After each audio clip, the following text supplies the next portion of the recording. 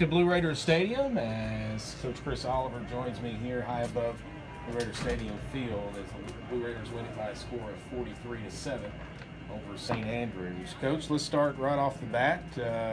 What was the turning point of this game? It was a uneven first half, but great second half. Yeah, I think it was just us settling in and I don't know if waking up is the right way to put it, but maybe a little bit on offense. I mean, when you look at the first quarter, they got the ball first. We forced them right into a couple third and 6 or 7s, and they converted both of those when we went into more of a, not necessarily a passing defense, but a little bit less of a run-stopping defense because of the down distance, and then they ran it right at us and got those conversions. So, they took up almost half of the first quarter on the first drive. We got the field goal block.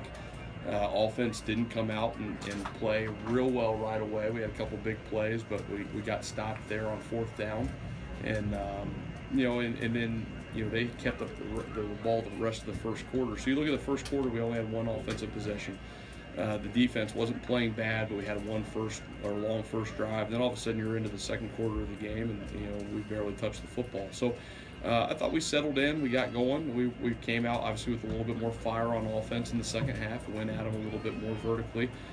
We didn't execute real well. It wasn't real sharp in the first quarter, or excuse me, the first half on offense. So we got some things to sharpen up there, and some more returners maybe not playing as well as we will here in a week or two, and maybe some of our young guys getting used to college football. So I think it was just a matter of settling in and starting to play the way that we're capable of. You just mentioned to Bob and I before we came back on air, yes, they have all new freshmen, but we had 25 guys who this is their first collegiate football game as well. Yeah, there were a lot of guys who played for us, and I think that's about the number when we go back and look at who played. Probably about 25 guys played for us, and not just mop-up time in the fourth quarter. I mean, 25 guys sprinkled in who have never stepped foot on a college football game on the field under a varsity contest on Saturday. Some of those true freshmen, some of them redshirt freshmen. A couple of guys are sophomores or guys who've been in the program and now are getting their opportunity. So,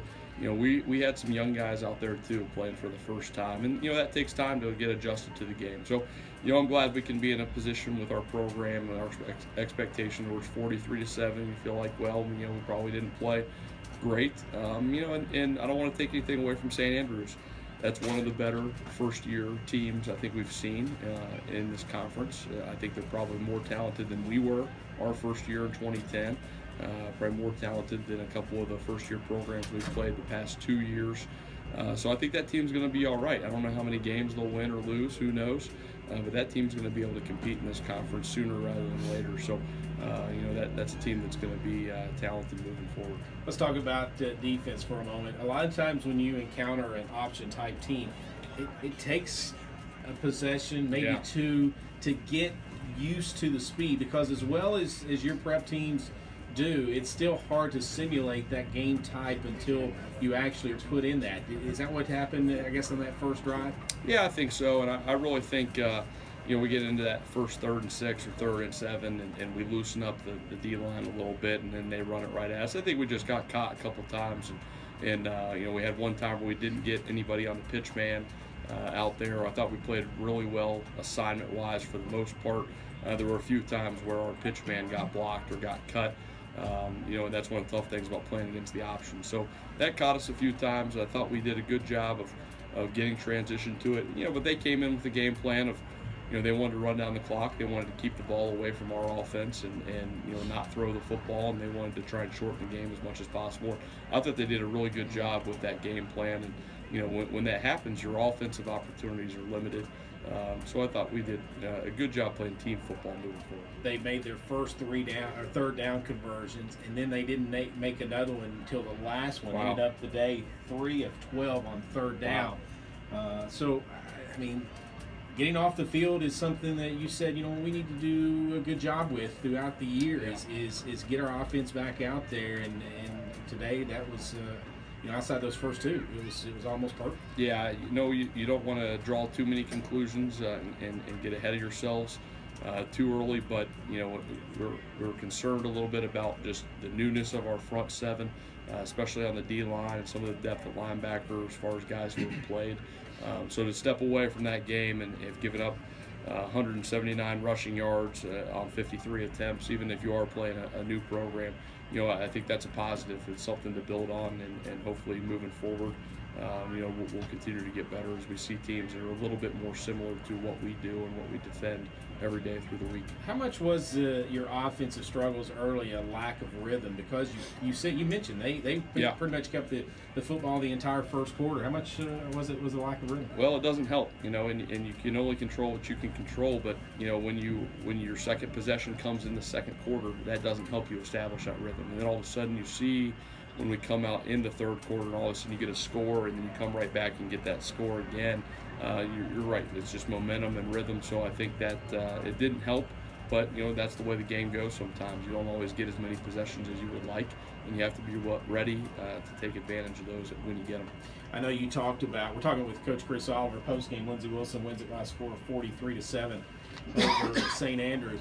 I know we talked a couple times during the week. Maybe one of your toughest sell jobs or coaching jobs that you had to do this week was trying to get your guys to not look past somebody who's quote unquote a first-year program. Did you get a sense that throughout the game and maybe even at halftime, did you get a sense that we're in a battle here? Oh yeah, absolutely. I guess from the players, I knew you guys as coaches knew that, but yeah, I didn't think we were looking past them at the same time. Are you preparing with that same fire? It's such a fine line of when you get into games and you have more film and you know more about opponents, it can break them down a little bit more.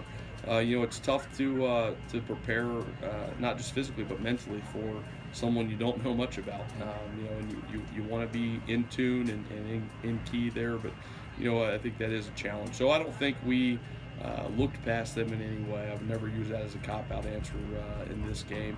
I think that our guys were focused, but at the same time, it certainly was a challenge to prepare for a team that you can't see play. I know you'll look back, and coaches are always looking for things to improve upon. And the game number one, you can point at the 2 turnovers, especially the one that turned into a pick six, and no one will beat himself up more than Dylan Beasley on that one, whether it was his fault or not.